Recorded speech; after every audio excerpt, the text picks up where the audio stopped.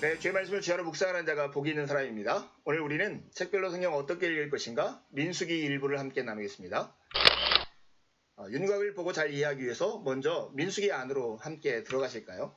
민수기는 어떤 책일까요?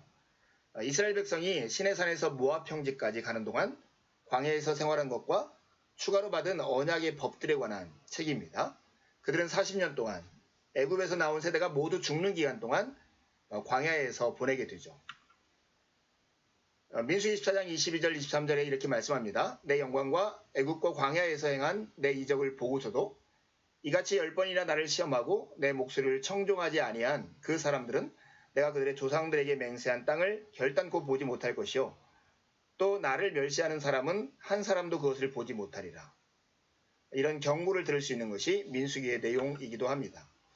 민수기는 크게 두 가지를 강조하고 있는데요. 하나는 준비하는 내용이고요. 하나는 언약과 관련된 내용입니다. 약속의 땅을 군사적으로 정복하기 위한 준비가 민수기에서 나옵니다.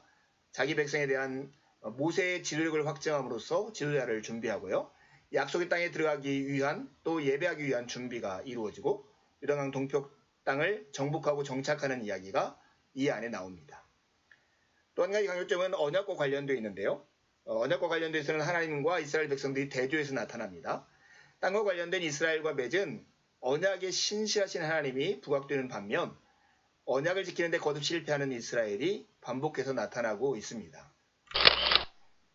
이제 들어가기 위해서 본 내용에 초점을 맞춰 민수기를 둘러볼까요? 민수기는 조금 이해하기 어려운 책이기도 합니다. 왜냐하면 두 가지 여행 내러티브에다가 추가적인 율법들, 인구조사 목록, 아론의 축복, 이방선지자 발람의 신탁 등이 뒤섞여 있기 때문에 그렇습니다. 도대체 무슨 일이 일어나고 있는가? 등장하는 여러 요소들이 어떻게 조화를 이루는지를 이해하기 참 쉽지 않죠. 하지만 가장 단순한 방법은 이와 같습니다. 민수기는 약속의 땅 접경 지역까지의 여행과 올바른 예배를 위한 추가적인 규례에 관한 책이다. 이렇게 이해하는 거예요. 여행 기록과 추가적인 율법에 관한 책이다. 이렇게 이해하는데 이것을 세대로 나눠보면 이렇습니다. 출애굽한 이스라엘의 구세대들이 다 죽는 얘기와 약속의 땅 변방에서 일어난 새로운 세대가 일어나는 이야기 두 가지로 나눌 수 있습니다. 구세대의 죽음의 이야기는 이렇게 전개됩니다. 시내 광야에서 1차 인구조사를 하죠. 그런 다음에 아론과 레위인의 가족과 족보 얘기가 나와요. 그리고 그들의 진을 정결케 하는 이야기가 나옵니다. 여행을 준비하는 과정이 나온 다음에 드디어 여행을 출발합니다. 시내 광야에서 가데스라고 하는 가데스 바네아라는 곳까지의 여정이죠. 거기에서 추가적인 율법이 주어지고요. 하나님이 주신 모세와 아론의 지도력이 다시금 검증됩니다. 그런 다음에 두 번째 여행을 가게 되죠. 가데스에서 모압 평지까지 이동하게 됩니다. 여기에는 발람의 이야기가 나오고요. 시딤에서 이스라엘이 유혹을 받아 바알부올에게 절한 사건이 여기에 기록되어 있습니다. 대제 26장부터 36장까지는 약속의 땅 변방에서 일어난 새로운 세대의 이야기를 해주는데요.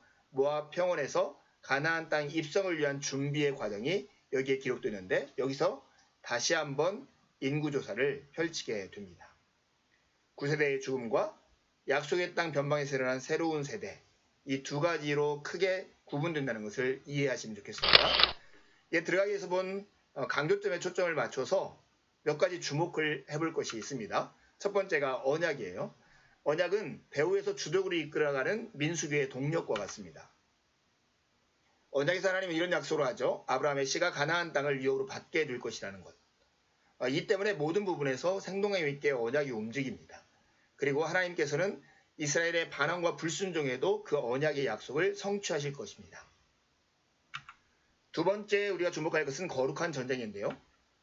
출애굽할 때 바로와 하나님이 싸우시죠. 사실 모세가 주도했지만 실제 싸움은 신적인 전사이신 하나님의 기적적인 개입을 통해 수행됩니다. 출애굽할 때의 전쟁이 하나님에 의해서 기적적으로 개입되었다면 두 번째 전쟁, 가나안 정복 전쟁은 조금 다른 요소가 있죠. 하나님께서 그들을 약속의 땅으로 인도하시려고 구출하셨지만 가나안을 실제 정복할 때는 이스라엘이 직접 나서야 했습니다. 이것이 두 전쟁의 차이죠. 그래서 인구조사가 필요했던 것이죠. 인구조사는 싸울 수 있는 남자들을 계수하고 지파들을 전투 대용으로 성막 주위에 배치하기 위한 것이었습니다. 출애굽 1세대는 가데스를 경유한 정복전쟁을 준비했다면 출애굽 2세대는 요단 동편을 경유한 정복전쟁을 준비한 사람들이었습니다.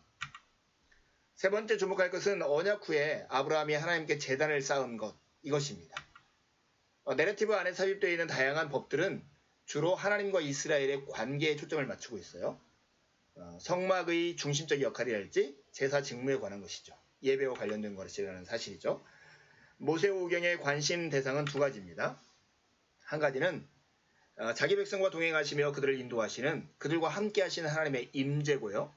두 번째는 가나안 땅에 정착한 후에 하나님께 드려야 할 올바른 예배입니다. 이것이 모세오경 내내 반복되고 있는 관심사입니다. 하나님의 백성들의 잦은 실패가 하나님의 언약의 신실성과 대조해서 계속해서 나타납니다. 민수기에서 하나님의 백성은 자주 실패합니다. 불평을 늘어놓고 불순종하는 이스라엘 백성의 완악함을 우리는 어렵지 않게 찾아볼 수 있습니다. 이스라엘 백성들의 원망, 그것은 하나님과 그가 택하신 지도자 모세에 대한 원망으로 나타납니다. 이방인 선지자 발람을 통해서 말씀하신 미래의 축복을 제외하면 민수기 내내 내러티브에서는 긍정적인 서술이 거의 없습니다. 얼마만큼 그들이 원망을 많이 했다는 걸 알 수 있겠죠. 그러나 그들의 원망이 그들의 것이 아니고 오늘 우리가 기억해야 할 내용이기도 합니다. 왜냐하면 이스라엘의 불순종은 우리를 위한 경고가 되기 때문입니다. 반면 이스라엘이 범한 죄악에도 불구하고 민수기 내내 나타나는 것처럼 그들에게 보이신 하나님의 큰 자비가 있다는 거예요. 그래서 우리가 실패에도 불구하고 소망을 가질 수 있는 이유가 여기 있는 것이죠. 민수기를 이해하려면 창세기 출애굽기를 살펴봐야 합니다. 민수기는 모세오경의 취지를 그대로 이어갑니다. 민수기는 그들이 언약을 지킬 수 있도록 하나님의 공급하심이 항상 준비되어 있음을 상기시켜줍니다.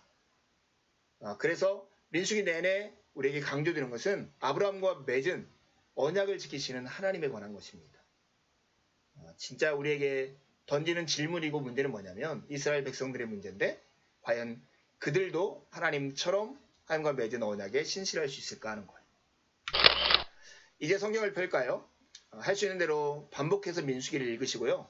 읽으면서 배우거나 묵상한 것을 노트에 기록해 보세요. 기록한 것을 가까운 누군가와 서로 나누어 보십시오. 다시 한번 이 강의를 들으면서 정리해 보시고요. 읽고 묵상한 내용을 가지고 하나님께 기도를 드리십시오. 하나님의 은혜가 아침 햇살처럼 여러분의 영혼 안으로 들어올 것입니다. 감사합니다.